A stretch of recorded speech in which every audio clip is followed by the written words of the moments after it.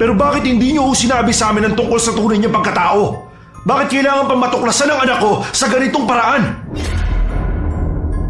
Sumusobra na talaga kayo. Kayo ang dahilan kung bakit nagkakasira kami ng lola ko.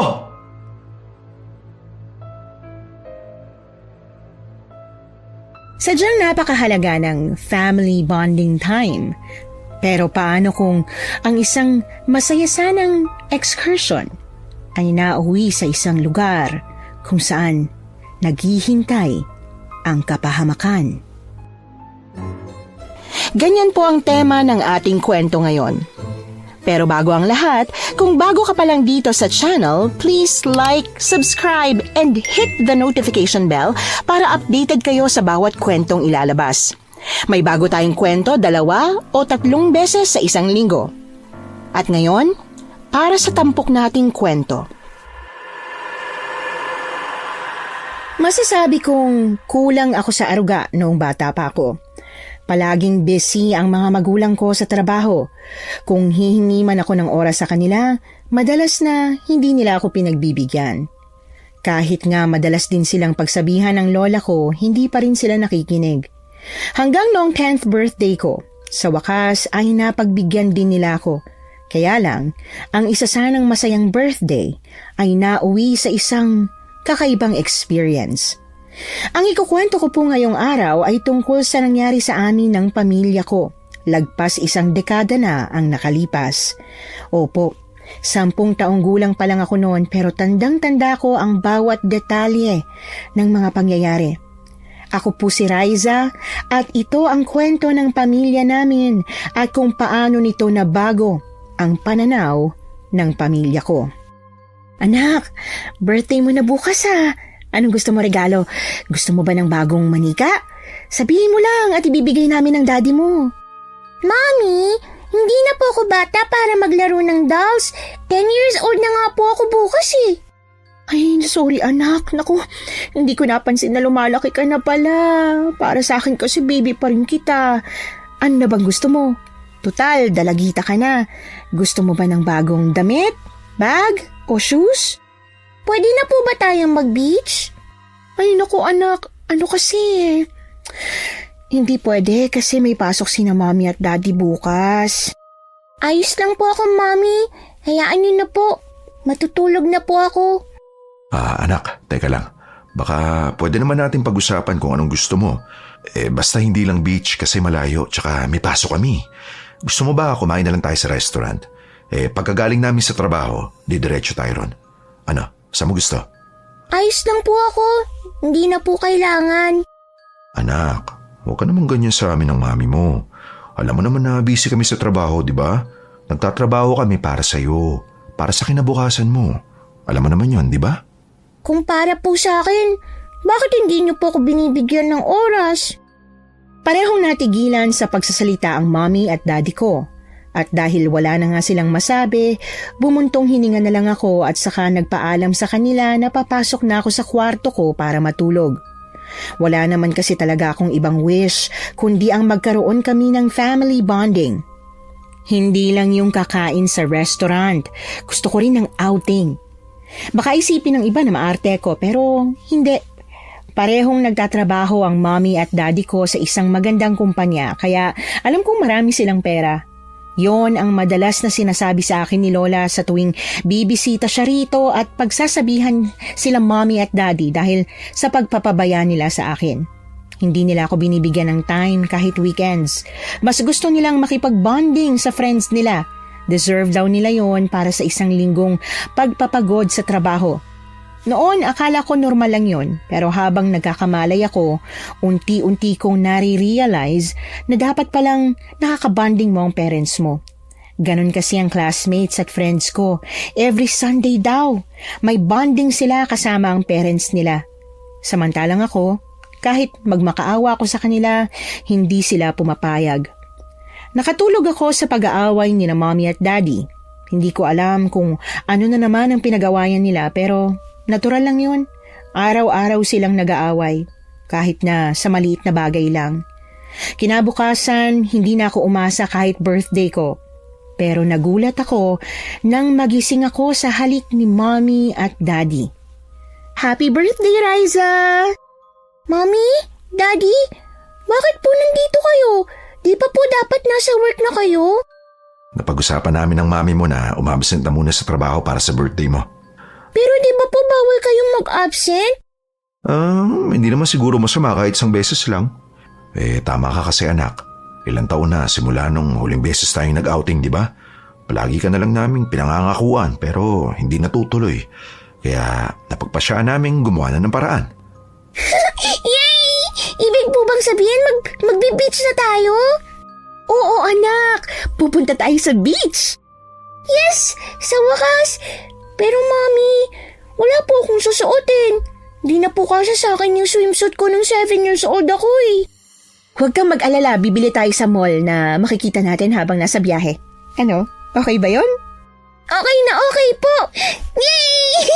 Sobrang saya ko po talaga. Sobrang thank you po, Mommy, Daddy.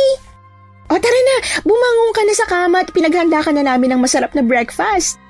Ikaw po nagluto? Ang daddy mo. Alam mo namang hindi marunong magluto si Mommy, diba? Yay! Namiss ko po ang luto ni Daddy. Si Yaya po ba kasama? Hindi na anak. Binigyan namin siya ng isa pang day off para naman mas mahaba-haba ang pahinga niya. Sayang. Masaya po sana kung kasama siya eh. Okay din kasi tayong tatlo lang talaga. Di ba, Daddy? Oo naman. Halika na. Kakargahin kita anak. Malaki na po ako. Baka hindi niyo na po ako kayang buhatin. Ha? Anong kala mo sa daddy mo mahina? Kayang-kaya kita, no? Halika, kakargahin kita. Grabe. Sobrang bigat mo na nga, ha? Sabi ko naman po sa'yo eh. Talagang mabigat na po ako. Kayang-kaya pa rin naman eh. O tara na, mag-almusal na tayo para hindi tayo gabihin sa biyahe. Sobrang saya ko. Akala ko talaga mauulit lang din noong nakaraang birthday ko ang mangyayari na hindi nila pakikinggan ang pagtatampo ko. Gumana rin sa wakas ang pagtatampo ko sa kanila. Sinubuan pa ako ni Daddy ng almusal habang kumakain. Habang nasa biyahe, masayang masaya ako. Sinasabayan pa nga namin ang kanta na tumutugtog sa kotse ni Daddy. Matagal na simula nung naging ganito kami kasaya. Pero ang hindi namin inaasahan ay nang magsimula ng tumagal ang biyahe. Daddy, 6 na oras na tayong bumabiyahe ah. Di bang sabi ng kaibigan mo 4 hours lang ang biyahe papunta dun sa beach na pupuntahan natin? Oo nga eh. Sinunod ko naman yung sinabi niyan Dan pero parang may mali eh. Parang pabalik-balik na lang tayo. Ay, baka abutin tayo ng gabi. Di na makakapag-swimming si Riza ngayong araw. Kaya nga eh. Baka may private swimming pool naman sa resort na yun. Okay lang ba kung sa swimming pool ka na muna mag-swimming anak? Bukas na lang tayo mag-beach kasi baka gabi na tayo eh. Okay lang po kahit bukas na. Ang importante lang po sa akin, masaya ako ngayon. Ayos lang naman pala sa kanya eh. Ay naku, sabi ko naman kasi sa'yo. Doon na lang sa dati. Gusto mo pa kasi humanap ng iba? Palibasa. Shaira, ano naman ba yung sinasabi mo? Napagkasunduan naman natin to kagabi, di ba? Bakit nagrereklamo ka ngayon? Sinasabi ko lang, hindi ako nagrereklamo. Hindi nagrereklamo pero ano yung sinasabi mo? Pwede ba, Edgar? Huwag ka nang magsimula ng away. Hindi ako nagsisimula ng away. Ang hilig mo kasing isisi sa akin lahat ng mga nangyayaring problema sa atin eh. Ikaw naman talagang may kasalanan eh. Kung sana pinili mo na lang yung dati nating pinupuntahan, sana hindi tayo namamroblema ngayon. Palibasa kasing hilig mo sa paulit-ulit. Nakakasawa na sa lugar na yung Shaira eh. Hindi pa tayo kasal, doon na tayo palaging pumupunta. Tagal nating hindi nag-beach tapos gusto mo doon ulit. Kaso, ganito na naman ang nangyari. Hindi natin alam kung naliligaw na ba tayo o ano. Mommy! Daddy! Tama na po, please! Kung hindi pa ako sumigaw, hindi pa sila titigil sa pag-aaway. Yung akala kong buong araw ng magiging masayang birthday ko, napalitan dahil sa pag-aaway nila. Hindi ko napigilan ng mapaiyak habang sina Mommy at Daddy parehong nakabusangot kahit na hindi na nagsasalita. Simula noon wala na ulit nagsalita pa kahit ang saya ng music sa kotse ni Daddy. Nakatulog na lang ako sa kakaiyak at nang magising ako, nakahinto na ang kotse pero nag-aaway pa rin silang dalawa. O ano na, nasa na tayo? Teka lang nga, wala nga signal di ba? Gabi na, Edgar! Ang mabuti pa bumalik na lang tayo. Masyado nang liblib ang lugar na to. Nakakakilabot oh. Panay pa ang alulong ng mga aso. Masyado nang malayo ang biniyahe natin para lang bumalik. Siguro maghanap na lang tayo ng hotel na pwedeng tuluyan. May nakikita ka bang hotel? Tingnan mo oh. Puro gubat lang nandito. Mommy, Daddy, hindi pa po ba tayo nakarating? Hindi pa tayo nakarating. Salamat sa daddy mo. Shaira, wag mo na akong umpisahan, please lang. Nag-away na tayo kanina sa harap ni Riza. Mahiya ka naman. Daddy, umuwi na lang po tayo. Nakakatakot po dito, ang dilim. Yun nga ang sabi ko sa daddy mo eh. Pero ayaw niya akong pakinggan. O sige, ganito na lang. Bumalik na lang tayo tapos sa dating beach na lang na pinupuntahan namin ng mami mo. Ayos lang ba, anak? Pasensya na kung paulit-ulit yung napupuntahan mo, ha? Okay lang po. Basta wag lang po dito. Nakakatakot po eh. O di ba? Sabi ko naman kasi sa'yo. Mami naman, pwede po bang wag na kayong magsisihan ni Daddy? Malapit na po matapos ang birthday ko. Sana naman po tigil nyo na po yung pag-aaway. Sorry anak, medyo nakakainis lang kasi.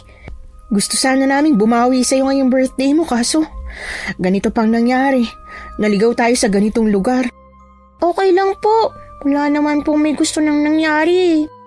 O sige anak, hindi na kami magsisisiyan ng mami mo. Paandarin ko na ang sasakyan para makabalik na tayo. Mabuti na lang at tumahimik na sila sa pag-aaway. Tumingin na lang ako sa labas ng bintana at pinanood ang mga nadadaanan ng sasakyan. Pero may napansin ako. Tahimik. Tanging mga alulong lang ng aso ang maririnig. Ang nakapagtataka pa, wala ring mga sasakyan at dalawa lang yata ang street lights na parang paulit-ulit kong nakikita. Meron din akong nakitang nag-iisang bahay na nakasindi ang ilaw at may lumalabas na usok sa loob pero parang hindi naman nasusunog. Nang makatatlong beses nang paulit-ulit ang nakikita ko, doon ko na sinabi sa kanila. Daddy, bakit po parang pabalik-balik lang po tayo? Nandito na naman po tayo sa may street light. Anak, pare-pareho talaga ang street lights. Hindi lang po street lights, pati po yung bahay na yun oh. 3 beses ko na po yung nakita, Daddy. Oo nga Edgar, ilang beses ko na rin nakita yung bahay na yan, parang paikot-ikot lang tayo. Hindi kaya namamaligno tayo nito? O sige, ganito. Pabiyahe tayo ulit tapos kapag nakita ulit natin yung bahay na yan, subukan natin magbaliktad ng damit. Sige. Sinubukan nga ulit ni Daddy na bumiyahe pero kagaya nga ng napansin namin ni Mommy, bumalik lang din ulit kami sa bahay, pati na rin sa street light na nasa tapat nito. Kaya naman hininto na ni Daddy ang pagdadrive at saka kami hinarap. Halata ang pag-aalala sa mukha niya kaya pati ako kinabahan na rin. Okay, walang kakabahan ha. Kumalma tayong lahat para magawa natin to sa maayos na paraan. Babe, balik na rin natin ang mga damit natin ha. Namamaligno na ba tayo? Kumalma ka nga muna. Alam kong kinakabahan ka pero nandito si Riza. Okay, sige, magbabaliktad tayo ng damit. Mami, anong nangyayari? Bakit po tayo magbabaliktad ng damit? Ano po yung namamaligno? Basta anak, okay lang ang lahat ha. Huwag kang kakabahan. Halika, babaliktarin namin ang damit mo. Magbabaliktad na rin ako ng sakin. Pati underwear baliktarin nyo ha. Mami, natatakot po ako. Ang sabi ni Daddy, dapat hindi tayo natatakot. Kailangan lang nating magbaliktad ng damit, ha? Pero hindi ko po mapigilan eh. Ang dilim po kasi. Basta tapangan lang natin, ha? Tumango na lang ako at saka tahimik na sinunod ang utos ni Mommy. Binaliktad namin ang damit namin at habang ginagawa yon, hindi ko maiwasang tumingin sa labas ng bintana. Imbis na hindi matakot, mas lalo pa akong kinakabahan dahil sa bilog at maliwanag na buwan. Nang matapos na kaming makapagbaliktad ng damit, muling pinaandar ni Daddy ang kotse. Pero pare-pareho kaming nagulat nang biglang huminto ang sasakyan dahil sa isang lola ang humarang sa tapat namin. Bilisan niyo! Doon kayo sa bahay ko! Lola, ano ba naman kayo? Bakit bigla-bigla na lang ko kayong tumatalo sa harap ng kotse? Paano kung nasagasaan ko po kayo? Hindi na mahalaga yon. Ang mahalaga ngayon, makarating kayo sa bahay ko. Ayun ang bahay ko. Doon tayo pupunta. At bakit naman po kami pupunta sa bahay nyo? Kailangan na namin umuwi. Pwede po ba umalis na kayo dyan sa dadaanan namin? Hindi na kayo makakauwi. Sa mga oras na to, nawawala na ang baryo kaya hindi kayo makakalabas. Ano po bang sinasabi nyo? Please lang po, umalis na po kayo dyan. Kapag naramdaman nilang nandito kayo, siguradong mapapatay nila tayo. At sino naman pong papatay sa amin? Yung mga aswang! Baryo ng mga aswang itong napuntahan ninyo. Edgar, sumama na lang kaya tayo sa kanya. Kinikilabutan na kasi ako baka totoo yung sinasabi niya kasi nakakatakot na Nagpapaikot-ikot na tayo sa baryong to. Paano kung siya ang aswang? Tapos bumaba tayo rito. Hindi ako aswang. Bilisan ninyo. Ayun na sila. Humalulong na. Daddy, natatakot na po ako. Ilang saglit pa, bigla na namang may umalulong at sa pagkakataong yon, may isang napakalaking asong tumakbo palapit sa lola. Namilog ang mga mata ko kasunod ng malakas na pagtili. Inakala kong makakain ng lola pero may iwinisik siya sa aso na naging dahilan para umusok ang mukha nito at mapaungol ito ng napakalakas. Edgar, papasukin mo na siya. Baka masaktan siya ng aso. Pero baka niloloko niya lang tayo. Nakakainis ka talaga kahit kailan Lola, pumasok na po kayo. Ay, nalintikan na. Dumadami na sila. Sinabi ko naman kasi sa'yo na lumabas na kayo kanina Sasagasaan na lang natin yung mga yan. Anong akala mo sa mga aswang? Madali silang mapatay kapag sinagasaan. Pero wala na tayong magagawa kundi ang sagasaan nga sila hanggang sa makarating tayo sa bahay ko. Lola, saan po ba yung bahay mo? Ayun, yung bukas ang ilaw at may lumalabas na usok. Nagpapausok ako ng insenso para itaboy yung mga aswang palayo sa bahay ko. Kapag nakalapit na tayo doon, matatakasan na natin sila. O sige, kumapit kayo maigi. Bibilisan ko papunta sa bahay na yun. Mami, nakakatakot po. Ang dami pang mga mata na kulay pula. Tatakpan ko mga mata mo, anak. Ipikit mo ang mga mata mo. Kaagad kong sinunod si Mommy. Pagkapikit ko ng mga mata ko, niyakap niya ako ng mahigpit at saka nagsimulang umandar ang kotse. Sobrang lakas ng kabog ng dibdib ko habang naririnig ko ang mga alulong ng mga aso, pati na rin ang malalakas na pagmumura ni Daddy. Hindi ko pa siya naririnig na magmura noon. Pero dahil siguro sa sobrang nakakatakot na mga pangyayari, hindi na niya napigilan. Ilang saglit pa nabitiwan ni Mommy ang pagkakatakip sa mga mata ko nang mabunggo ang kotse sa kung saan. Dahil doon, napilitan akong dumilat. Nakita kong bumangga kami sa isang malaking puno habang ang unahan ng kotse namin ay umuusok na. Kailangan natin lumabas! Sasabog ang kotse na to! Pero kung lalabas tayo, baka makuha tayo ng mga aswang. May pangontra ako sa mga aswang. Haharangan ko kayo. Mauna na ako lumabas. Sigurado ho ba kayo? Oo, pero magdala kayo nito sa bulsa nyo. Asin, para kung sakaling may makalapit sa inyong aswang, isaboy nyo yan sa kanila. Sige ho, lumabas na po tayo. Naamoy ko ng gasolina. Lalabas na ako. Bilisan yung sumunod. Kaagad na lumabas yung lola. Pagkatapos ay sumunod si Daddy at pinalabas niya kami ni Mommy. Pagkalabas, kinarga ko ni Daddy at hinawakan niya ang kamay ni Mommy sabay takbo mula sa mga aswang. Itinuro ng lola kung saang direksyon kami dapat tumakbo habang siya ay may inilabas na mahabang pamalo. Hinampas niya ang pamalo na yon sa mga aswang habang sinusundan niya kami sa pagtakbo. Halos magkandara pa si Daddy sa pagtakbo. Iyak naman ako ng iyak.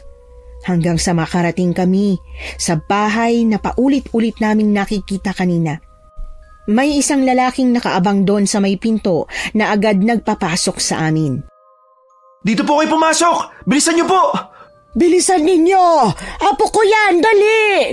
Babe, pumasok na kayo sa loob, bilis! Tutulungan ko si Lola na makarating kaagad rito. Pero babe! Ayos lang ako, ayos na. Pumasok ka na rin sa loob. Bilisan niyo na po! Paparating na ang ibang mga aswang! Sa wakas at nakapasok din. Grabe, sumakit ang tuhod ko.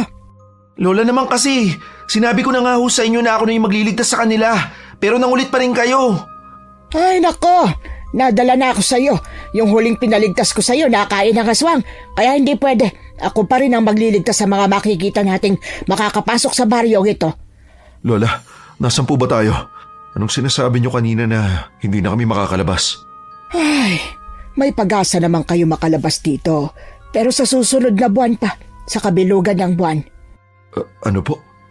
Pinagloloko niyo po ba kami? Nakita mo kung paano kayo paulit-ulit na bumabalik lang sa iisang lugar habang nasa biyahe. Yun ay dahil sa aksidente kayong nakulong sa baryong lumilitaw lang tuwing kabilugan ng buwan. Ang baryong ito ay baryo na pinamumugaran ng mga aswang. Sabi niyo ho tao kayo. Kagaya ba namin? Nakulong lang din ba kayo rito? Kung may pagkakataong makatakas dito kada bilugang buwan, bakit hindi kayo tumatakas? Dito na ang bahay ko, kaya hindi ako umaalis dito. Paano po kayo nakatiis sa lugar na to? Lalo na't puro aswang. Tuwing gabi lang naman lumalabas ang mga aswang. Sa umaga, pwede kayong tumulong sa amin dito sa mga gawain para may makain kayo sa loob ng isang buwan. O mahigit pa kung hindi kayo makakatakas sa bilog na buwan. Babe, anong gagawin natin? Lola, wala bang ibang paraan para makaalis sa baryong to maliban sa maghintay hanggang sa susunod na buwan? Ngayong gabi, total bilog pa naman ang buwan. Pasensya ka na pero wala talagang ibang paraan kundi ang maghintay. Nagsasarado ang lagusan pag may nakapasok o nakalabas na. Teka lang ho, kung may lagusan, saan ho yun? Hindi rin namin alam. Basta kung babiyahe kayo sa bilog na buwan, makakapasok o makakalabas kayo. Ang mabuti pa, magpahinga na kayo. Halatang mga pagod na kayo galing sa biyahe eh. Bukas na lang ulit tayo mag-usap. Donel, dalhin mo na sila sa bakanteng kwarto. Sige ho, Lola. Magpahinga na rin po kayo. Tara na, sumunod kayo sa akin. Malaki pala tong bahay niyo, no? Hindi lang po to basta bahay. Ginawa to ng lolo ko para sa mga taong kagaya niyo na naliligaw papasok sa baryong to. Ibig mong sabihin, matagal na kayo rito? Dito na po ako pinanganak. Dito naman kasi talaga kami nakatira eh. Sigurado ba kayo na pwede kami makalabas sa baryong to? May mga nakalabas na ba? Opo, marami na pong nakalabas rito. Pero kadalasan sa kanila, hindi nakakaabot palabas ng baryo. Sa dami ba naman ng mga aswang na nakaabang sa kanila? Kaya kayo, kailangan nyo maganda kung gusto nyo makalabas. Dito na po yung kwarto nyo. Teka lang, isang tanong na lang sana. Sige po, sasagutin ko po lahat ng mga tanong mo. May mga tao rin ba rito na kagaya namin? Malalaman po natin bukas kung ilan po yung nakapasok at nakalabas. Sa ngayon, magpahinga na po muna kayo. Sige, maraming salamat sa tulong nyo. Lalo na sa lola mo. Wala pong problema. Tawagin niyo lang po ako kung may kailangan kayo. Doon ako sa may dulong kwarto, katabi ng banyo. Siya nga pala. Ako si Edgar. At ito ang asawa ko si Shaira. Ito naman ang anak ko si Raisa. Ako naman po si Donel. Donel. Sige, maraming salamat. Mauna na kami pumasok sa kwarto, ha? Nang pumasok kami sa kwarto, umalis naman kaagad si Kuya Donel. Binuksan ni Daddy ang ilaw at isang maliit pero disenteng kwarto ang bumungad sa amin. Hindi nga lang kami kasya sa higaan kaya sa sahig na nahiga si Daddy. Nung gabing yon, mabilis kaming nakatulog dahil sa sobrang pagod. Mabilis lang din na lumipas ang oras at sa isang iglap, umaga na. Pagkagising ko, wala na si Daddy sa may sahig kaya agad kong ginising si Mommy. Mommy! Mommy! Nasaan na po si Daddy? Anak. Ay, masyado pa yatang maaga. Matulog ka pa. Pero si Daddy po wala sa sahig. Ha? Teka. Oo nga no. Ay, baka nandun lang sa labas. Gusto ko pa sana matulog eh. Pero Mommy, baka kung ano na pong nangyari sa kanya. Sige. Lalabas na tayo para tingnan kung nasan siya. Tara. Totoo po kaya na wala ng aswang sa umaga? Natatakot po akong lumabas. Ako mauunang lalabas. Sa likod lang kita, ha? Sige po, Mommy. Kinakabahang humawak ako sa damit ni Mommy habang naglalakad patungo sa pintuan. Binuksan niya ang pinto. Sumulyap sa paligid. At nang masigurong wala na kahit ano, saka lang siya lumabas. Nanginginig ang mga tuhod ko sa sobrang kaba hanggang sa makarating kami sa may pintuan palabas ng bahay. Pero imbis na matakot na buksan ang pinto, mabilis niya yung binuksan nang marinig ang malakas na iyakan sa labas. Babe, anong nangyayari? Bakit sila nag-iiyakan? Sa 8 sinubukan tumakas, 2 tao lang ang nakalabas. Yung iba walang magawa kundi ang bumalik habang may 2 namatay. Isang hindi pa nakikita ang katawan. Pero ang sabi ng mga nakabalik, nakita nilang kinakaladkad ng mga aswang. Diyos ko, makakauwi pa ba tayo ng buhay? Ayoko mamatay tayo rito, babe. Si Raisa masyado pa siyang bata para mangyari to sa kanya. Alam ko, pero kailangan natin tatagan ang sarili natin para makauwi tayo. Pero paano? Yung sasakyan natin sira na. Maglalakad tayo palabas ng baryong to? Hindi malabong mangyari din sa atin yun. Akong bala, maganda tayo. Kung kinakailangan nating labanan ng mga aswang na yan, lalabanan natin sila. Okay? Kahit kailang ni Raisa ang makauwi. Ayoko po, Daddy. Hindi po ako papayag. Gusto ko po lahat tayo makakauwi. Gagawa natin ng paraan, anak, ha? Pero hindi ako mangangako. Naiiya ako mangako sa'yo. Birthday mo pa naman kahapon tapos ganito yung nangyari sa atin. Wala naman po may gusto nang nangyari, Daddy. Hindi po natin ginusto na mapunta tayo dito. Ay, napakatalino talaga ng anak natin, babe. Bakit ba inayaan natin siyang lumaki na mag-isa? Paano pa ba natin masiselebrate ang birthday mo nito? Birthday nino?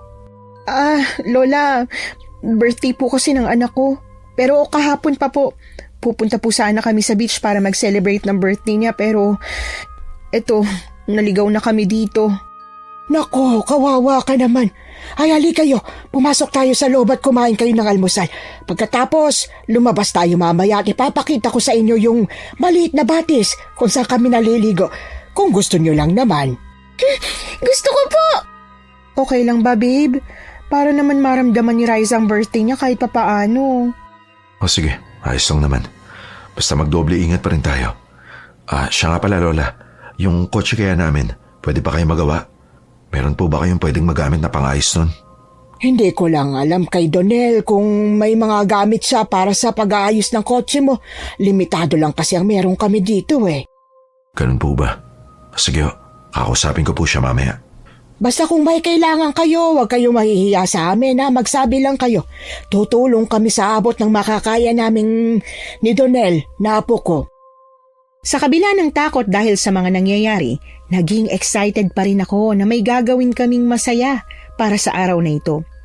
Pagkatapos nga namin kumain ng masarap na almusal na si Lola Imelda ang nagluto, hindi na kami nagsayang pa ng oras. Naghanda na kami at dumiretso sa sinasabi ni Lola Imelda na batis kung saan sila naliligo. Wow, ang ganda! Ganito po palang itsura ng batis. Ngayon lang ba nakakita ng batis ang anak ninyo? Naku, opo. Bihira lang kasi namin siyang naipapasyal eh. Habang bata pa, dapat ipinapasyal yung anak ninyo. Palagi po kasi kaming busy sa trabaho, kaya bihira lang. Ay, bihira na nga lang tapos ganito pang nangyari. Kahit gaano pa kayo kabala sa trabaho, dapat binibigyan nyo ng oras ang anak nyo kahit na 1 o 2 beses man lang sa isang buwan. Matatandaan niya yung pagdating ng araw. Gusto nyo bang ang matandaan niya sa mga magulang niya ay palaging busy at walang oras sa kanya? Wala po ako may sasagot dyan dahil sa totoo lang, tama po kayo. Siya nga pala, gumawa ako ng mga proteksyon para sa inyo. Poprotektahan kayo nito mula sa mga aswang. Pero hindi ito 100%, kaya kailangan nyo pa rin mag-ingat ng husto, ha? Eto, isuot nyo na. Maraming salamat po, Lola Imelda. O siya, aalis na ako. Gumawa na kayo ng isang magandang alaala para sa anak ninyo. Ay, napakaganda ng batis na to, ang linis. Pero bakit po parang malungkot ka, Mami? Nalulungkot lang ako dahil maraming namatay kagabi. Tapos magsasaya tayo ngayon. Parang ang hirap maging masaya matapos ang nangyari sa iba. Parang normal lang sa mga tao rito ang nangyari. Kaya magsaya na tayo ngayon. Lalo na hindi sigurado kung makakapagsaya pa ba tayo sa mga susunod na mga araw. Daddy! Saan po kayo galing? Pinuntahan ko yung kotse natin. Kinuha ko yung ilang mga gamit natin doon. Tinignan ko rin kung may pag-asa pa bang maayos. Maayos pa ba? Maayos kung ipapaayos sa talyer. Dahil maraming nasira na kailangan palitan. Wala naman talyer dito kaya siguradong hindi natin maayos yun. Ay, wala na tayong magagawa. Basta magtiwala lang kayo sa akin. Makakalabas tayo rito ng buhay. Pwede na po ba tayong maligo sa batis? Para naman po kahit papano, sumaya naman tayo. Siyempre naman anak. O sige na, magbihis ka na ng damit mo panligo. Tinala ko tong bag natin na may lamang mga pinamili natin na swimwear. Yay! Magsusuot na po ako ng Barbie swimwear ko! Napakasaya ng paliligo namin sa batis. Hindi siya kagaya ng sa dagat pero mas naging masaya ako dahil mababaw lang ang tubig kaya pwede akong makapagtampisaw ng maayos na walang inaalalang malaking alon. Kahit papano naging masaya ako. Napawi ng paliligo namin sa batis ang lahat ng pangungulila ko sa aking mga magulang ng napakaraming taon. Ang sarap nilang kalaro, ang sarap kasama ng mga magulang ko at talaga nga namang hindi malilimutan, tulad nga ng sabi ni Lola Imelda. Nang matapos kaming maligo, masaya kaming bumalik sa bahay ni na Lola Imelda. Pero kaagad ding nawala ang saya na yon dahil naabutan namin ng mga taong sumubok na tumakas kagabi. Isang kasing edad ni Kuya Donel na babae ang umiiyak habang umiinom ng tasa ng kape. Kinausap ni Mommy at Daddy ang babae habang ako naman ay nagpaalam na kukuha ng tubig sa may kusina. Pero bago ako makapasok doon, narinig kong nagtatalo si Lola Imelda at si Kuya Donel. Donel, sigurado ba na yung buntot pagi na napabasbasan ko sa albularyong naibigay mo sa tatay ni Bea? Lola, sigurado nga po ako. Di ko naman sila ipapahamak eh. Pero apo, ang sabi sa akin ni Bea, hindi raw gumana yung buntot pagi nang inihampas yun sa aswang.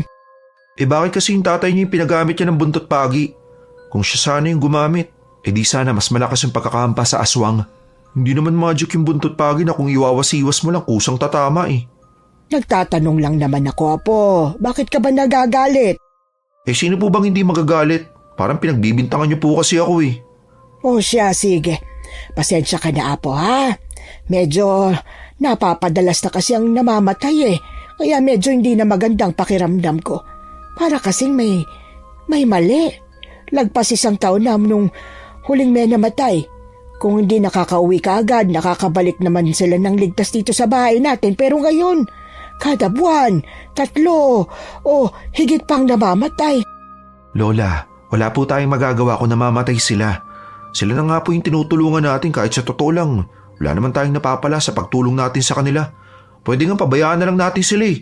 Pero dahil dyan sa kagustuhan mong tumulong, ay ewan ko sa inyo Lola. Kung ganon, pabayaan mo na lang akong tumulong. Kung gusto mo, sumama ka sa kanila. Naku, ewan Lola. Raisa? Hello po. Pasensya na po. Iinom po sana ako ng tubig eh. Kanina ka pa ba dyan? Kararating ko lang po.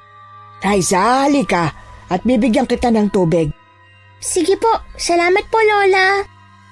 Alam kong masama ang magsinungaling pero pakiramdam ko kailangan kong ilihim ang nalalaman ko. Natatakot ako na baka kung sabihin kong marami akong narinig sa usapan nila, baka mapahamak ako. Ang sabi sa akin ng lola ko, hindi naman daw masamang magsinungaling kung minsan, lalo na kung para sa ikabubuti naman. Isa pa, hindi naman namin sila kilalang kilala. Strangers sila na ang sabi ni Lola, wag ko raw agad pagkakatiwalaan kahit na tinulungan nila kami. Pagsapit ng gabi, ikinuwento ko kila Daddy ang narinig kong usapan nila Lola Imelda at Kuya Donel. Hindi ko rin kasi napigilang sabihin sa kanila dahil parang importante ang tungkol doon. Kakaiba nga rin talaga ang pakiramdam ko sa kanila maglola. Parang may sinisikreto sila sa atin.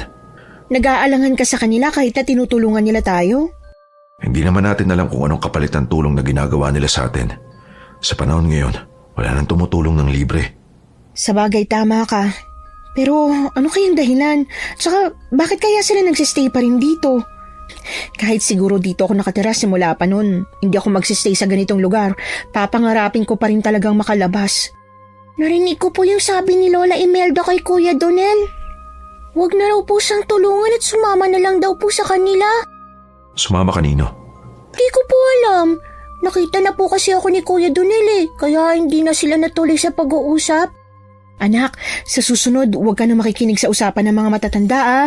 Alam mo namang masama yun, diba? Eh, hindi ko naman po sinasadya. Hayaan mo na, babe. At saka dahil sa narinig niya, nalaman natin na may tinatago pala sila sa atin. Hindi naman siguro masama kung hindi naman sinadya. Ay, ang mabuti pa, matulog na tayo. Bukas magsisimula na akong tumulong kay Lola Imelda sa paglilinis at pagluluto ng pagkain. At ikaw naman, Edgar, sasama ka pa kay Donel. Kailangang agahan natin ang gising bukas. Sa tuwing magkakahiwalay tayo, siguraduhin mong poprotektahan mo pa rin ang sarili mo, ha? Pati na rin si Riza. Maliwanag? Oo naman, ano ka ba? Hindi ko pababayaan ang sarili ko, lalong-lalo na si Riza. Daddy, pwede po bang sa inyo na po ako sumama bukas? Pero anak, delikado kung sasama ka sa daddy mo. Sige na po, please. Nabobore na po kasi ako dito sa loob ng bahay. Tutulong po ako, promise. O siya, sige na. Basta huwag kang lalayo sa akin, ha? Palagi ka lang dapat nakasunod sa akin. I-promise mo na hindi ka magpapasaway at makikinig ka sa akin palagi, ha? Promise po, Daddy. Alam ko naman na mabait kang bata, kaya susunod ka sa akin, ha? Kinabukasan nga, kagaya ng napag-usapan, isinama ako ni Daddy. Ang narinig kong sabi ni Kuya Donel, pupunta kami sa farm kung saan magpapakain kami ng mga hayop at mag-aani na rin ng mga prutas at gulay. Nang makarating na kami sa sinasabi niyang farm, may iba pang mga tao doon. Medyo marami sila na ikinagulat namin ni Daddy. Daddy, ang dami pong tao. Akala ko po yung mga nakatira kila Lola Imelda lang ang tao po dito. Ako rin eh. Hindi ko rin inakala na ganito karaming tao. Ganito pala karami ang mga aksidenteng nakakapasok sa baryong to. Opo kuya, marami talagang tao rito. Buwan-buwan kasing bumubukas ang lagusan dito sa baryong to, kaya palagi talaga meron tao. Ah, ganun ba? Nakakatakot pala makapasok dito, no? Sana marami makaalis sa susunod na buwan. Kasabay namin. Sana nga ako kuya. Kayo, bakit hindi kayo umaalis ng lola mo rito? Ang sabi niya sa akin, dito raw kasi kayo nakatira pero ikaw, bata ka pa. Hindi mo ba naiisip minsan na tumakas sa baryong to? Naiisip ko po kuya. Buwan-buwan kong pinapangarap na makaalis sa sinumpang baryong to. Pero kung gagawin ko, paano naman po si Lola? Hindi naman po siya ganun kalakas para makipaglaban sa mga aswang eh. Ibig mo sabihin, hindi ka pa talaga nakakalabas sa baryong to? Kung ganun, saan galing yung iba mga gamit nyo? Di sa mga taong namatay ho, kinukuha nyo yung mga gamit nila. Ano po bang dapat gawin namin sa mga gamit nila? Kami po yung nagliligpit. Kaya kung may mapapakinabangan, tinatabi po namin. Sabagay, tama ka. Ay, sana balang araw makatakas ka rin dito. Sayang ka, ang bata mo pa. Marami ka pang pwedeng gawin paglabas mo sa baryong to. Kaya nga po eh. Siya nga pala, ano bang may tutulong namin? Doon po muna kayo sa pamimitas ng mga kamatis. Baka po kasi mabulok na yung mga yun kapag hindi pa pinitas eh. Sige, kayang-kaya namin ang anak ko yan. Gusto niyo pa naman tumulong. Ang bait mo naman, Riza. Sige, maiwan ko na po muna kayo. Kailangan ko pang tumulong doon sa mga hayop eh. Nagsisinungaling siya. Ano po, Daddy? Hindi ba ang kwento mo, meron silang pinapapuntang albularyo na nagbabasbas sa buntot pagi? Opo, Daddy. Bakit po? Kung merong albularyo dito, siguradong patay na ang mga aswang. Kalabang kaya yun ng mga aswang. Ibig niyo po bang sabihin, sa labas ng baryo nakatira ang albularyo? Oo, ganun na nga. At nagsinungaling si Donel na hindi sila nakakalabas. Alam mo anak, hindi naman masamang makinig minsan sa usapan. Siguro kapag narinig mo sila ulit na nag-uusap, pakinggan mo sila ha? Kasi baka mas mapaaga tayo sa paglabas sa baryong to kapag may nalaman pa tayo. Sigurado po ba kayo, Daddy? Okay lang makinig sa usapan? Okay lang sa ngayon. Pero kapag nakalabas na tayo sa baryong to, hindi na ulit pwede, okay? Okay po, Daddy. Masama man ang makinig sa usapan ng iba. Ang totoo, curious din talaga ako sa kung ano ang itinatago ni Lola Imelda at ni Kuya Donel. Kung ano man ang tinatago nila, ang sabi ni Daddy, dapat daw malaman namin para mas maaga kaming makaalis. At sa totoo lang, gusto ko na ring umuwi. Namimiss ko na ang bahay namin, si Yaya, si Lola at ang school. Kaya kung gusto kong makauwi ng maaga, kailangan kong sundin si Daddy. Sa loob ng 1 linggo, walang naging problema ang pagtira namin sa bahay ni Lola Imelda. Sumunod lang kami sa lahat ng rules nila at hindi kami lumalabas sa gabi para hindi kami masaktan ng aswang. Pero nang sumunod na linggo, hindi namin inaasahan ang biglaang nangyari. Nagising kami ni Mommy nang dahil sa malakas na sigaw ni Ate Bea. Siya yung namatayan ng tatay noong sinubukan nilang tumakas. Natataranta kaming lumabas ng bahay ni Lola Imelda at nagulat nang makitang may 3 tao ang patay. Wakwak ang kanilang tiyan at labas ang mga laman loob. Nakita ko yon kahit na sinubukan pa ni Mommy na takpan ang mga mata ko. Lola Imelda, ano po nangyari? Bakit po may mga namatay kahit na hindi naman bilog ang buwan kagabi? Base sa narinig naming kwento ng kasama nila sa bahay, nagbaka sakali raw silang tumakas ngayong gabi kahit na hindi bilog ang buwan.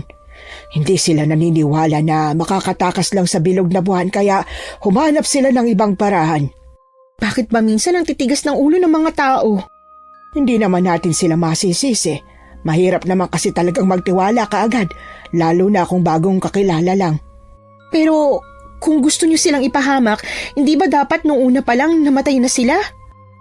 Babe, tutulungan ko na sila na ilibing yung katawan nitong mga taong namatay. Ayos lang ba sa'yo?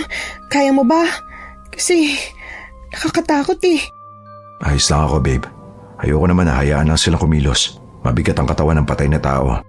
O sige, mag-ingat kayo sa paglilibing ha. Mommy, nasusuka po ako. Ha? Alika, sasamahan kita sa loob ng bahay. Pasensya ka na anak at kailangan mo pa makita ang ganong eksena. Hindi ka dapat nakakita ng ganon, masyado ka pang bata. Mommy, hindi ko na po kaya. Nasusuka na po talaga ako. Ay, teka lang anak, huwag kang tumakbo, baka madapa ka. Sa sobrang nakakadiri ng wakwak na tiyan ng mga taong namatay, nasusuka talaga ako. Sinubukan ko lang napigilan pero hindi ko talaga kinaya. Kumaripas ako ng takbo patungo sa banyo. Sumuka ako ng sumuka sa inidoro hanggang sa matapos ako. Pero pagkatapos kong sumuka, natigilan ako nang may marinig akong para bang kumakain. Kumunot ang noo ko at sa pagiging curious, lumabas ako ng banyo at dumiretso sa katapat na pinto. May maliit na butas doon kaya sumilip ako at nagulat ako nang makita si Kuya Donel. Sa isang plato, meron siyang kinakain na para bang mahabang longganisa. Pero hindi yun ang nakakatakot doon dahil marami yung dugo. Punong-puno ng dugo ang kanyang kamay, pati na rin ang kanyang bibig. Para siyang halimaw na sunod-sunod na isinusubo at ninunguya ang bawat ipinapasok niya sa bibig. Hanggang sa... Riza, Mami! Anong ginagawa mo dyan? Oh, bakit? Ano problema? Si Kuya Donel po. Bakit? Ano nakita mo? May kinakain po siya. Puro dugo po yung bibig niya at saka mga kamay niya. Ano ka mo? Opo, Lola. Nakita ko po siya sa loob. Ay, teka lang. Lumabas na muna kayo. Pero, Lola Imelda, baka po kung anong mangyari sa inyo kapag pumasok kayo sa loob, okay lang po ba kayo? Hindi niyo po ba kailangan ng kasama? Hindi. Apo ko siya. Kaya siguradong hindi ako mapapahamak. Sige na, lumabas na kayo doon. Tara na anak. Pero Mami, para pong aswang si Kuya Donel. Imposible yan anak.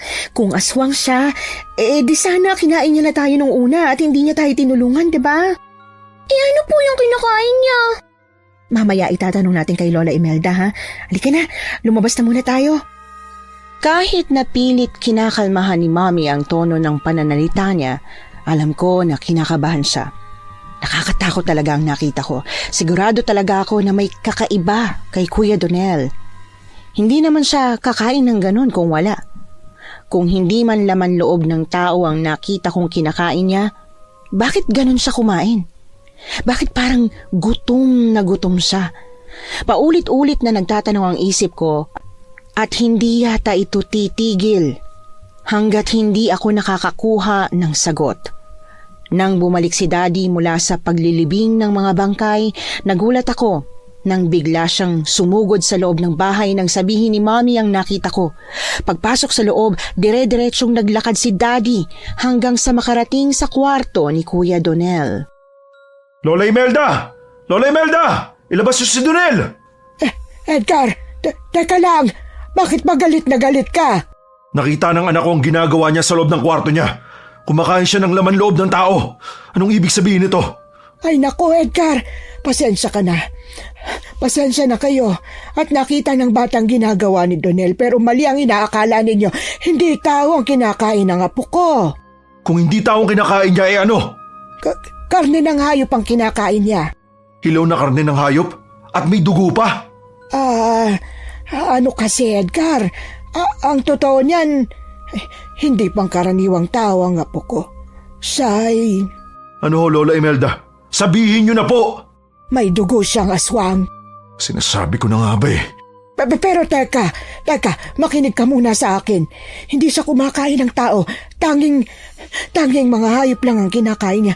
Nangako siya sa akin at sa yumao niyang mga magulang na hindi siya kakain ng tao kagaya ng mga kalahi nila.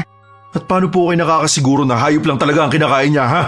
Paano kung may ginagawa pala siyang kabulustugan sa likod mo? Ako ang nagpalaki sa apo ko, kaya alam ko kung paano siyang lumaki. Maniwala ka sa akin, Edgar, hindi magagawa yun ni Donel. Pero bakit hindi niyo sinabi sa amin ang tungkol sa tunay niyang pagkatao?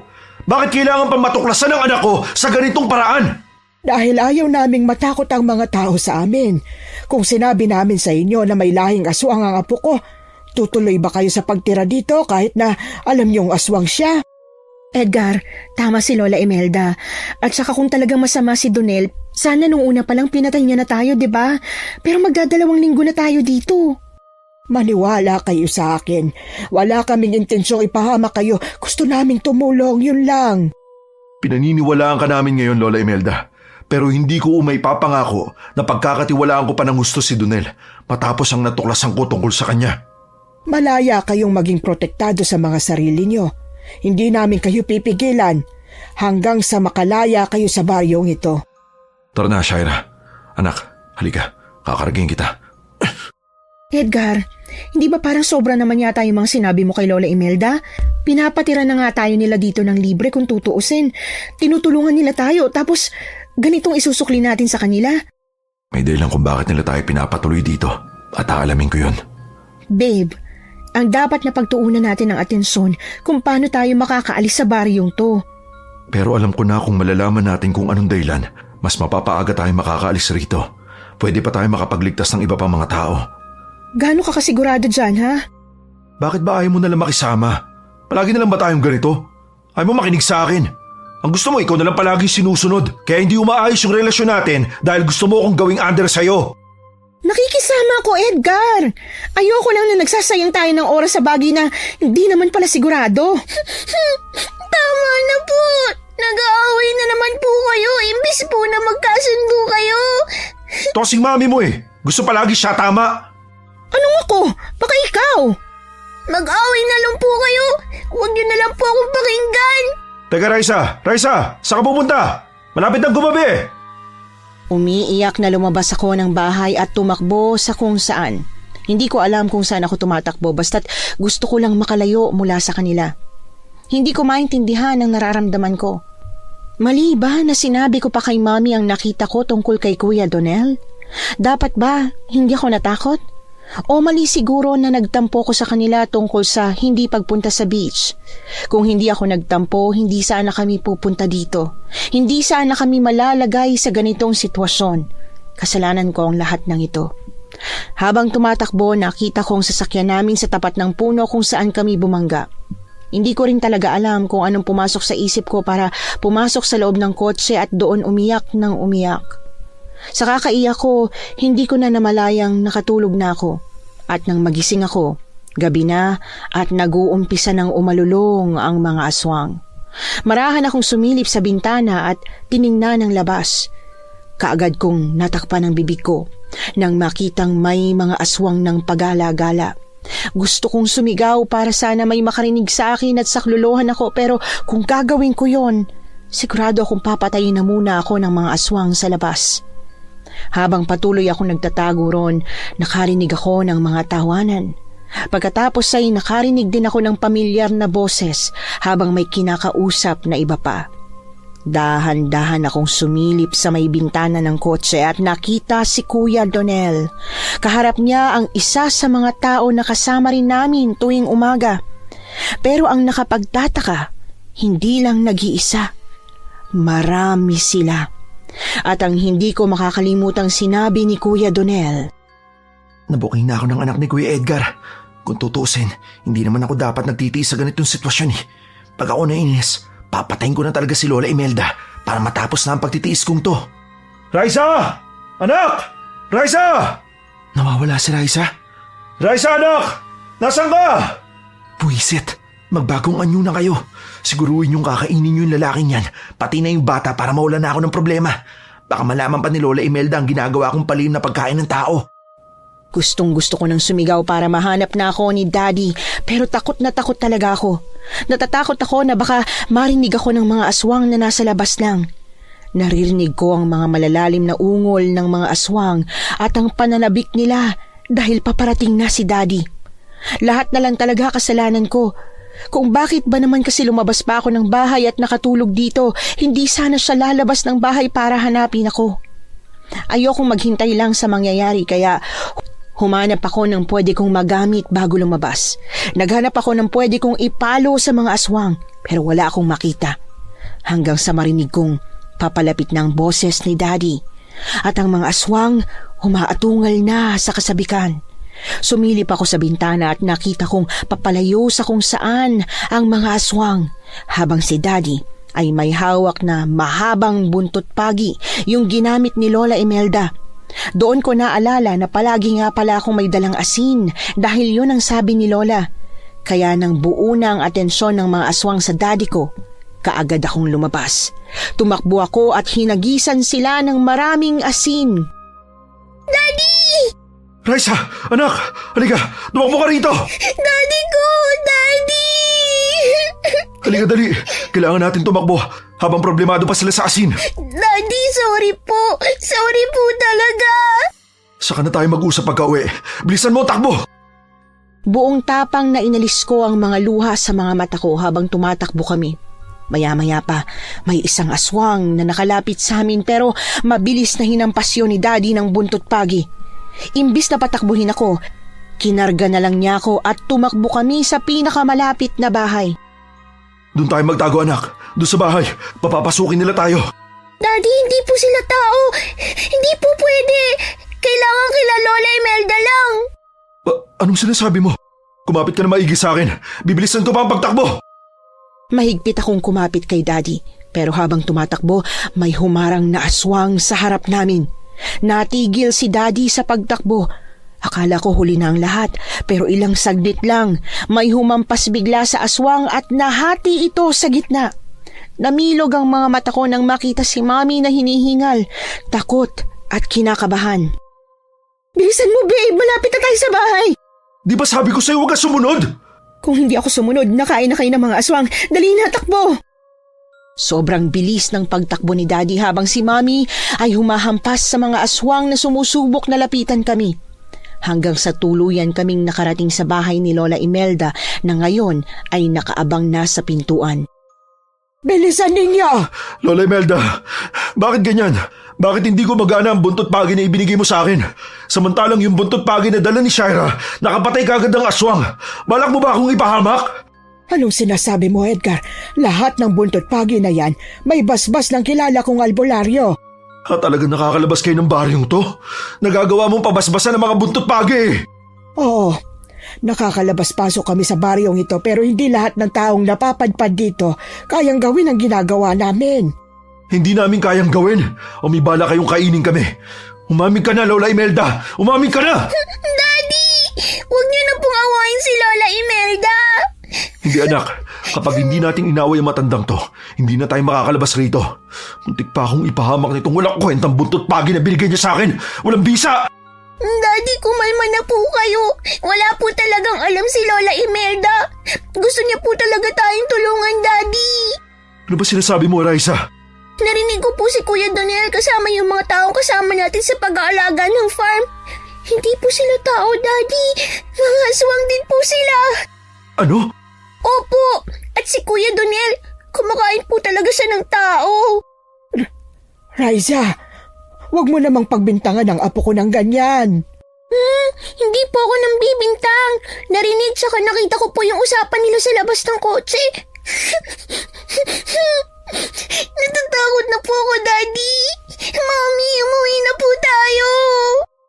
Kung aswang ang mga kasama natin sa baryong to, ibig sabihin, aswang ka rin. Edgar, kumalma ka. Hindi ako aswang. Hindi ko kayo sasaktan. Yung mga tao dito sa bahay, mga aswang din ba sila? Kayo mga nandyan!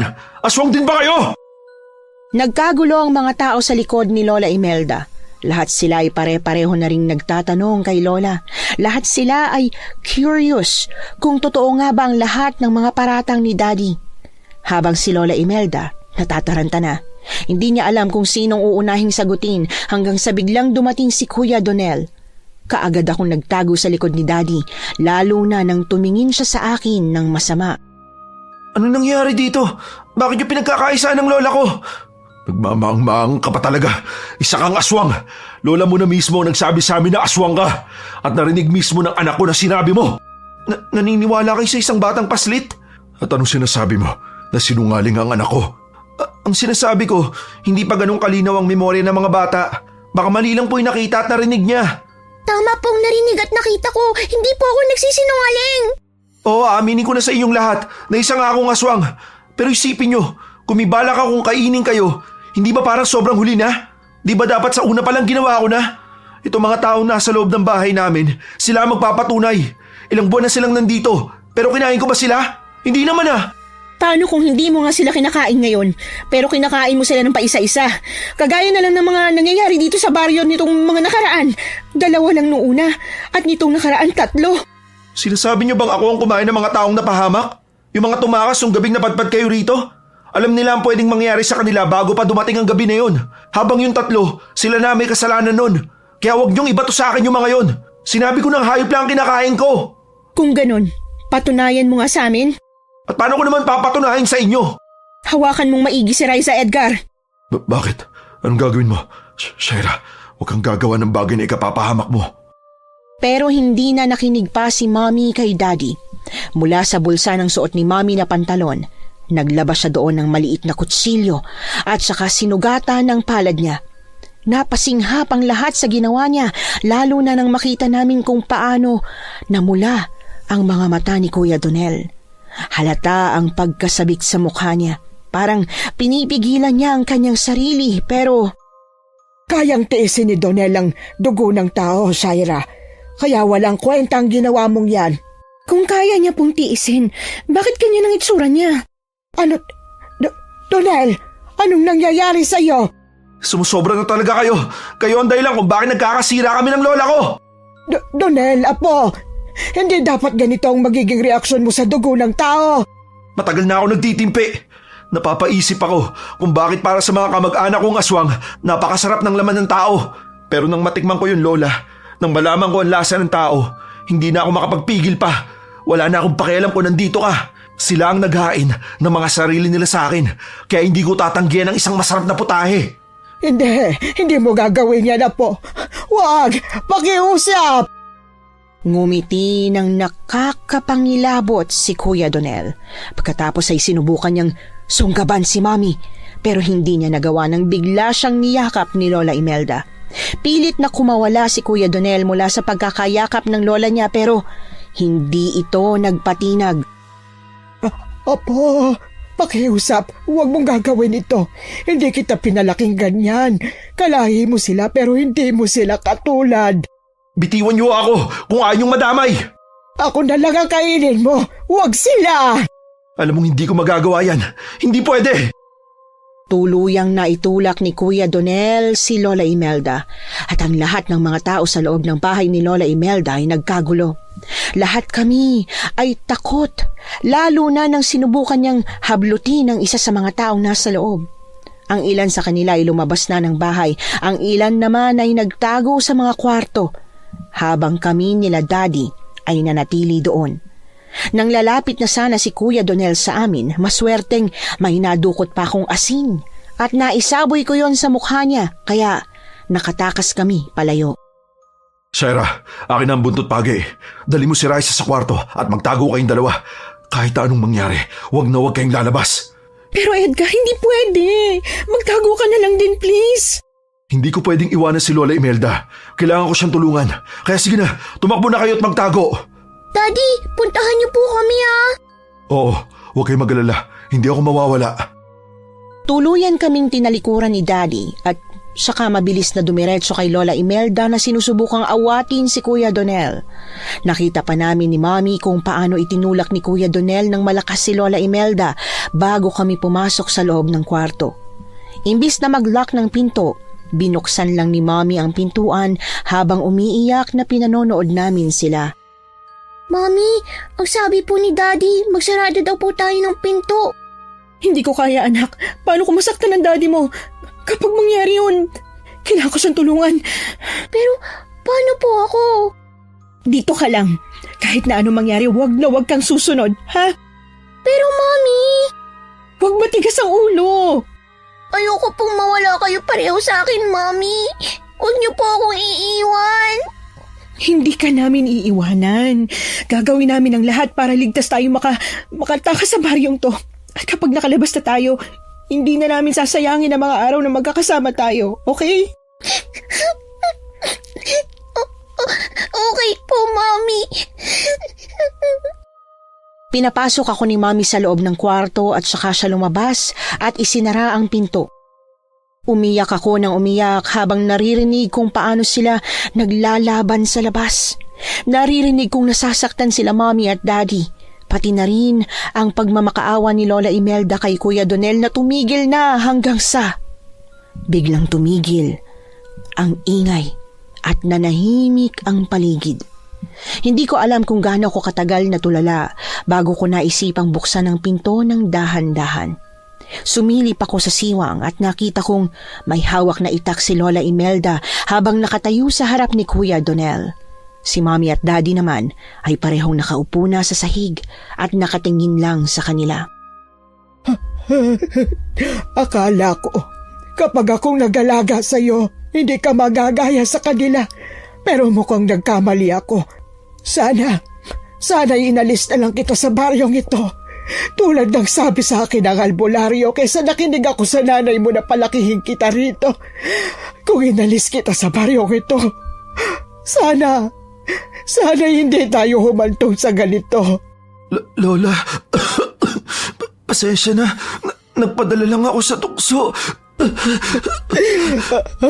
Pasensya na rin, Apo. Pero ito ang kailangan kong gawin para hindi ka na mahirapang pigilan ang sarili mo.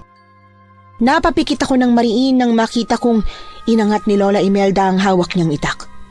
Alam ko na kung anong gagawin niya. At nang mapasigaw na si Mommy, alam ko na kung ano ang nangyari. Nanginginig ako sa sobrang takot. Ilang saglit pa.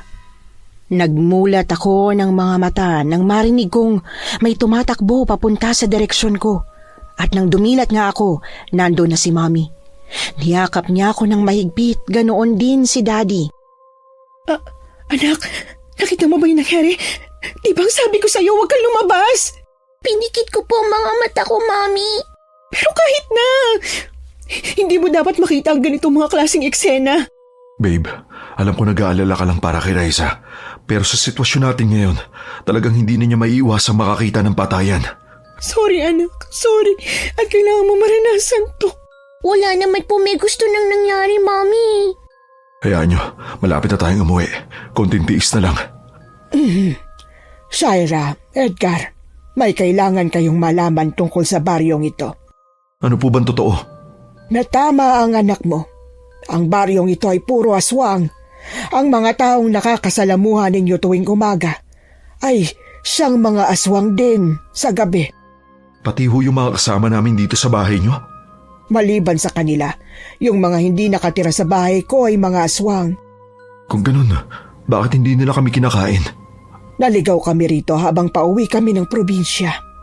Hindi namin alam na mga aswang palang mga taong nandito dahil umaga pa nung nakarating kami. Ang tatay ni Donel ang siyang nagpatuloy sa amin hanggang sa sumapit ang gabi.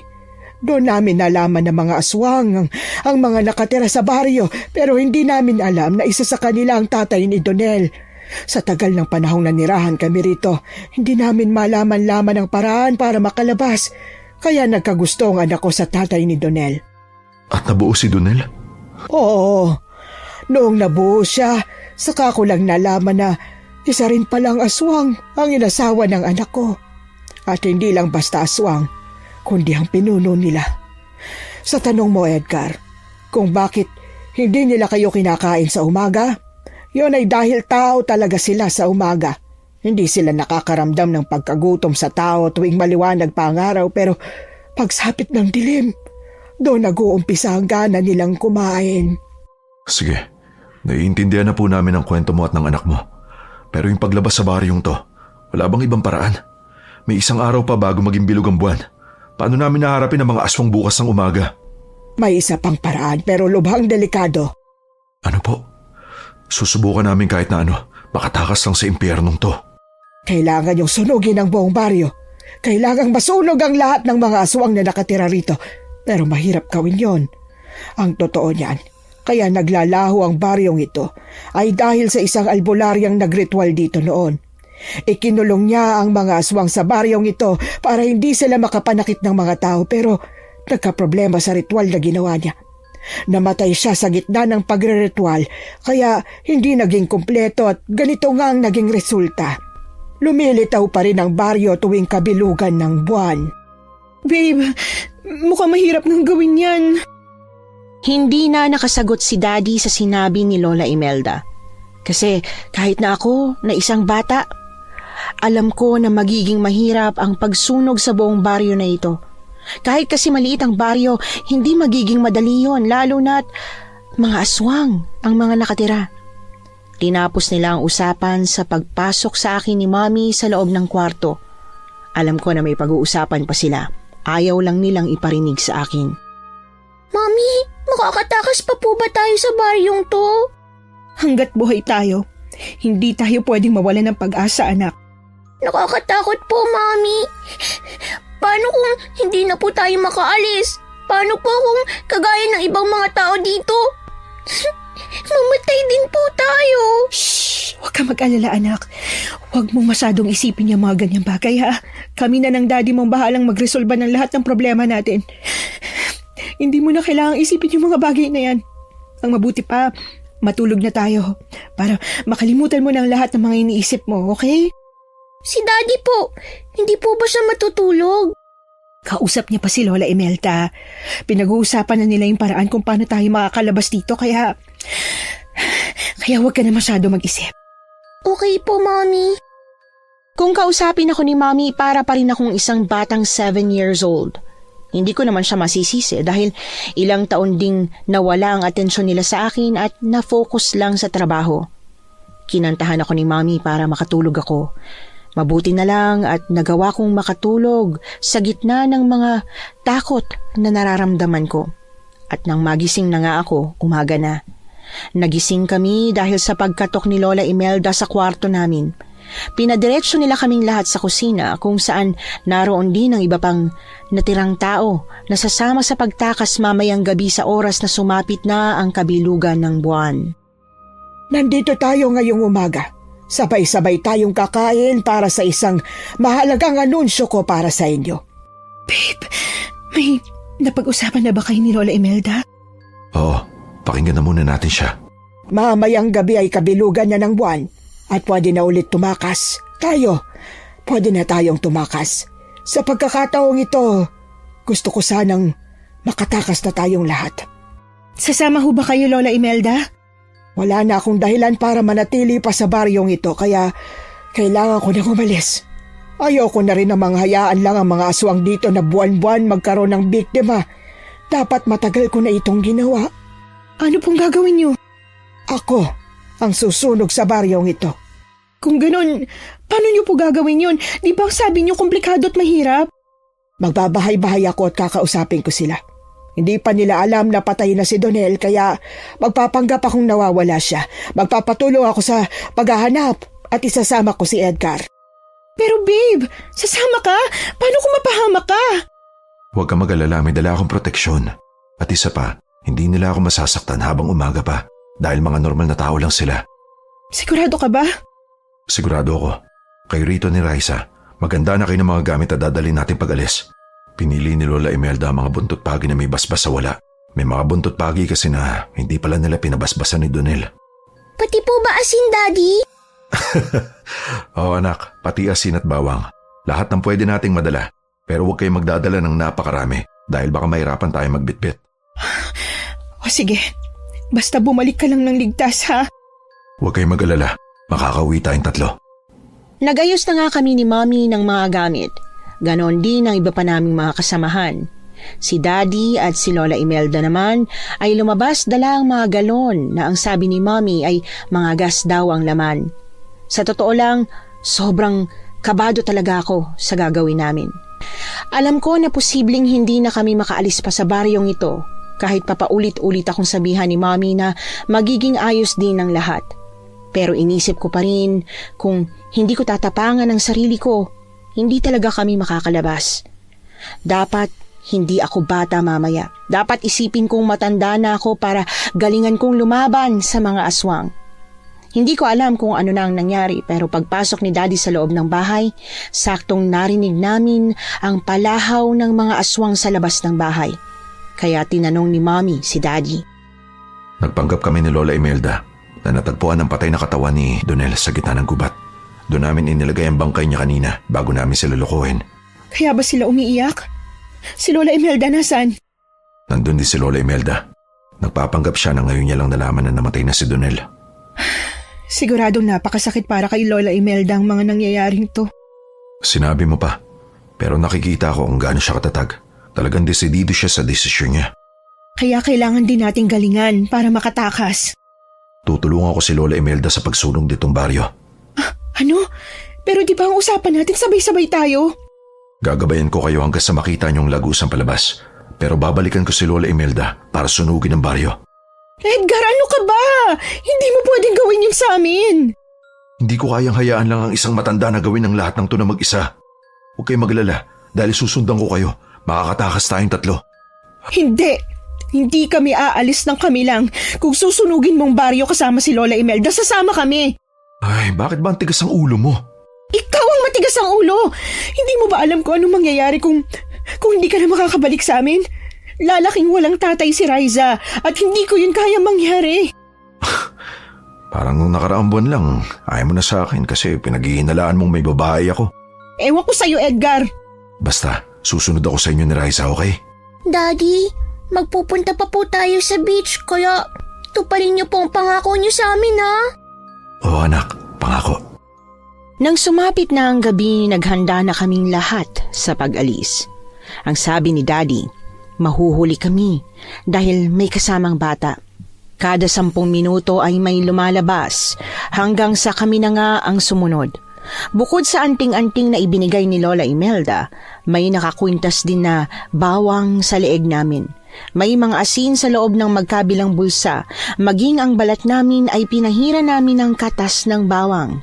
Nakapagtataka na wala kaming nakakasalubong ng mga aswang habang naglalakad kami palayo sa mga kabahayan hanggang sa makarating kami sa kalsada. Naging dire-diretso ang paglalakad namin. Nakakalayo na kami at umabot pa sa puntong nakarating na sa dulo ng mga kasama namin. Nakalampas na rin ang iba sa dulo ng baryo kung saan palaging nauulit ang daan.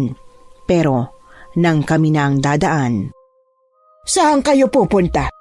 Lola Imelda, babalikan ko po kayo mamaya pagkatid ko sa kanila sa labas. Hintayin niyo po ako rito. Wag na, Edgar. Isama mo na sila dito. Teka lang, hindi ko si Lola Imelda. Nasa si Lola? Ako ito, si Lola Imelda mo. Sarah, tumakbo na kayo ni Riza! Ako nang bahala rito! Walang makakatakas sa pamilya nyo. Mommy! Daddy! Dumadami na po sila! Gulat na gulat kaming 3 nang marami ng aswang ang nagtakbuhan patungo sa direksyon namin.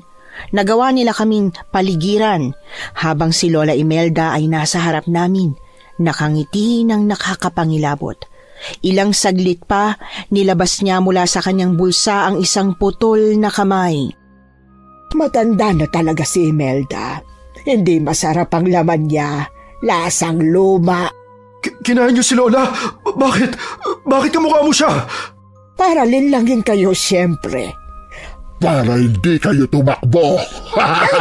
Papalapit na po sila! Kailangan natin lumaban. Dito kayo sa likod ko. Anong gagawin mo, Edgar? Gagawin ko ang plano ni Lola Imelda. Sige, lumapit kayo sa akin at ihahagis ko ang posporo na to sa mga bahay niyo. At anong magagawa ng maliit na apoy sa baryo namin? Sugurin nyo na yan. Nakatakas na ang iba, pero pwede pa naman ang 3. Talagang matigas ang ulo nyo Itong nababagay sa inyo! Hinagis ni Daddy ang posporong may sindi ng apoy sa likuran ng mga aswang at sa isang iglap, lumiyab ang mga damo. Lahat ay nagulat sa nangyari. Muling nagsindi ng posporo si Daddy at hinagis ulit yon. Nagtuloy-tuloy ang apoy pero ilan lang sa kanilang tumakbo para pigilan ang apoy. Ang ilan ay natira para sugurin pa rin kami kaya ang ginawa ko, naglabas ako ng asin at hinagisan ng mga aswang. Kaagad na ginawa din yon ni na Mommy at Daddy kaya nagawa naming makatakas mula sa kumpol ng mga aswang. Teka lang, mauna na kayo. Kailangan ko pandagdagan ng apoy. Hayaan mo na, Edgar. Kailangan na natin makatakas. Oo, at makakatakas tayo rito. Pero kung hindi natin tatapusin ang buhay nila, patuloy pa rin sila maghahasik ng lagim. Ay, nakakainis ka. Pero sige, total tama ka naman. Tutulungan na kita. Tutulong din po ako! Wala nang nagawa pa si Daddy nang magpumilit kaming tumulong. Habang si Daddy ang nagdadagdag ng apoy sa baryo, kami naman ni Mommy ang lumalaban sa mga aswang na pilit pa rin kaming hinahabol. At nang halos mapuno na ng apoy ang buong baryo, hinawakan na ni Daddy ang mga kamay namin at tumakbo kami palayo. Kasunod ng paghagis niya ng bawang sa aswang na nag-anyong Lola Imelda. Sa isang kisap mata, tuluyan kaming nakalabas mula sa baryo ng mga aswang. Parang panaginip lang ang lahat ng mga nangyari. Pagkalabas namin sa baryo, humingi kami ng tulong sa nadaanan naming barangay hall. Tinawagan nila si Lola at kaagad niya kaming sinundo. 1 buwan daw kaming nawala at inakala nilang nadisgrasya na kami at namatay. Ikinuwento ng Daddy ko kay Lola ang mga nangyari sa amin at tanging siya lang ang naniwala sa kwento namin. Hindi kasi naniwala ang mga pulis. Mabilis na lumipas ang 1 buong taon. At pagsapit ng 11th birthday ko, napagpasyahan nila Mommy na magpunta talaga sa beach. Pero this time, pinaghandaan na nila. Mommy, ano po kaya kung magdala tayo ng bawang, asin tsaka buntot pagi, yung binigay ni Lola Imelda? Ha? Bakit naman tayo magdadala nun? Para po safe. Alam niyo naman po yung nangyari sa atin eh. Anak, wala nang baryo na yun. Kaya hindi na tayo maliligaw ulit. Pero hindi naman tayo sigurado kung wala na bang ganong klaseng baryo. Baka mamaya maligaw ulit tayo. Tama si Riza. Magdala na lang tayo para sigurado. Ay, ang lala ng dinanas natin noong nakaraang taon. Hanggang ngayon nga napapanaginipan ko pa rin eh. Kaya hindi ko kayo masisisi kung gusto nyong magdoble ingat. Pero sa tingin ko, wala naman mga aswang sa Palawan, no? Sa Palawan po tayo pupunta? Naku, secret nga lang. Ikaw talaga. Yung bibig mo minsan no? Sorry naman. Pero at least, alam natin na magiging masaya si Riza. Tama ba? Opo! Masayang masaya! Simula nung insidenteng nangyari sa buhay namin, sinulit na ni na Mommy at Daddy ang oras nila na kasama ko. Ilang taon na rin ang nakalipas, higit 1 dekada na rin. Pero hanggang ngayon, sariwa pa rin sa alaala namin ang mga nangyari. Minsan nga binabangungot ako na naroon pa rin daw ako. Mahirap kalimutan pero yung experience namin na yon ang nagbigay ng daan para ma-realize nila Mommy at Daddy ang isang napakahalagang bagay pagdating sa pamilya, ang pag-aaruga. At kung hindi dahil sa lugar na yon, hindi siguro sila tatandang magkasama. Iba rin sana ang naging kwento ko ngayon. Maraming salamat po sa pagtampok ng kakaiba kong kwento na ito, Miss Anne. Sana po ay more power pa sa inyong channel. Hanggang dito na lamang po ang aking kwento. Nagmamahal, Riza. Nagustuhan niyo po ba ang ating kwento ngayong araw? Kung oo ang sagot at hindi mo pa nagagawa, subscribe na. Click the notification bell para updated ka sa tuwing maglalabas kami ng bagong kwento. Click like at mag-iwan na rin ng comment. Masayang-masaya ako tuwing nagbabasa ng messages mula sa inyo. At kung may sarili kayong karanasan na gusto nyong ibahagi sa amin, email lang sa missanhorrorstories@gmail.com. Dire-diretso lang, missanhorrorstories@gmail.com. Malay nyo, sa susunod, yung kwento na ninyo ang binabasa namin para sa ating mga tagapakinig. Hanggang dito na lang muna at maraming salamat sa inyong panonood.